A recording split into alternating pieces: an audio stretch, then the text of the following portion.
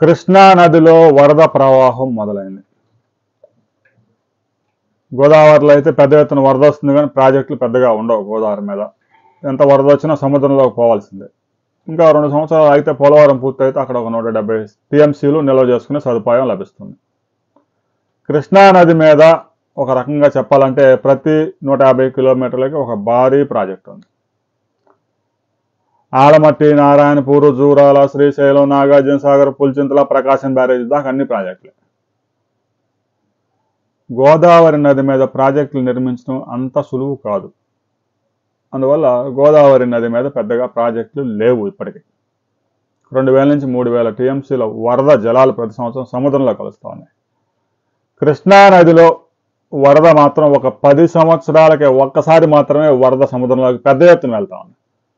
ప్రతి సంవత్సరం ప్రకాశం బ్యారేజీ నుంచి 2000 క్యూసెక్కులు 3000 క్యూసెక్కులు ఆ వరద వెళ్తూ ఉంటుంది. ఎందుకంటే ప్రకాశం బ్యారేజీ ఎగువ ప్రాంతంలో, పులిచింతల ప్రాజెక్టు దిగువ ప్రాంతంలో ఏదైతే ఈ 90 కిలోమీటర్ల దూరం ఉందో ఆ ప్రాంతంలో కురిసిన వర్షాలు కనుక ఒకేసారి ఎక్కువ వస్తే ప్రకాశం బ్యారేజీలో 2 టీఎంసీల కన్నా ఎక్కువ స్టోర్ లేదు కాబట్టి కిందకు వదిలేస్తూ ఉంటారు. పెద్ద ఎత్తున వరదలు వచ్చినప్పుడు ఎప్పుడన్నా ఒకసారి 7-8 సంవత్సరాలకి 10 సంవత్సరాలకి ఒకసారి మాత్రమే కృష్ణానదిలో వరద 8 లక్షలు 10 లక్షల క్యూసెక్కులు సముద్రంలోకి వెళ్తా ఉంది.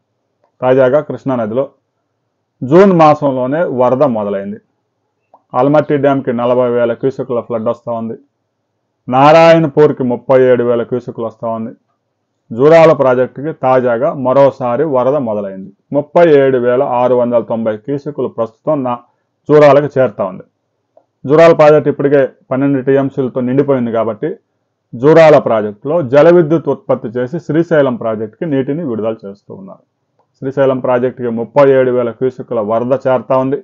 ఇప్పటికే శ్రీశైలం ప్రాజెక్టులో 75 టీఎంసీల వరద జలాలు చేరాయి. 846 అడుగులకు నీరు చేరింది. మరో 5-6 అడుగులు నీరు వస్తే పోతిరెడ్డిపాడ ద్వారా కూడా నీరు తరలించే అవకాశం ఉంది. అయితే తెలంగాణ పెద్ద ఎత్తున విద్యుత్ ఉత్పత్తి ప్రారంభించి నాగార్జున సాగర్కి నీటిని విడుదల చేస్తూ ఉంది. ఇప్పటికే శ్రీశైలం నుంచి నాగార్జున సాగర్కి 7,000 క్యూసెక్కులు జల విద్యుత్ ఉత్పత్తి చేసి నాగార్జున సాగర్కి రిలీజ్ చేస్తూ ఉన్నారు.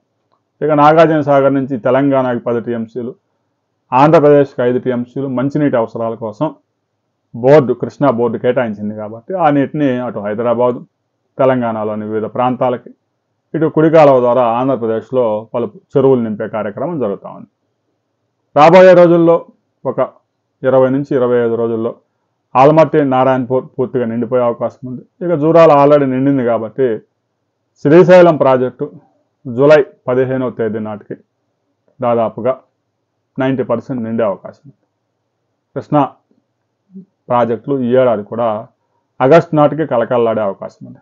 ఎగువ ప్రాంతాల్లో పెద్ద ఎత్తున వర్షాలు కురుస్తున్నాయి, కానీ ఇంకా ఆల్మట్టి ప్రాజెక్టు, నారాయణపూర్, తుంగభద్ర అవన్నీ నిండడానికి కనీసం ఒక 20 నుంచి 30 రోజులు సమయం పడుతుంది.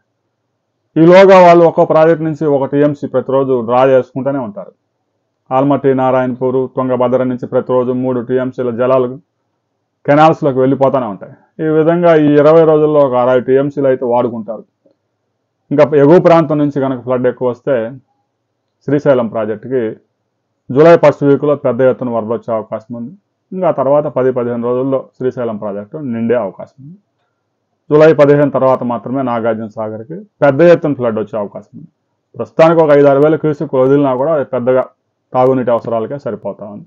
ప్రస్తుతం నాగార్జున సాగర్లో డెడ్ స్టోరేజ్ ఏముంది, 511, 512 అడుగులు మాత్రమే ఉంది. రాబోయే రోజుల్లో కృష్ణానదిలో వరద ప్రవాహాలు, దాని వివరాల మీద మరో వీడియోలో మనం తెలుసుకుందాం.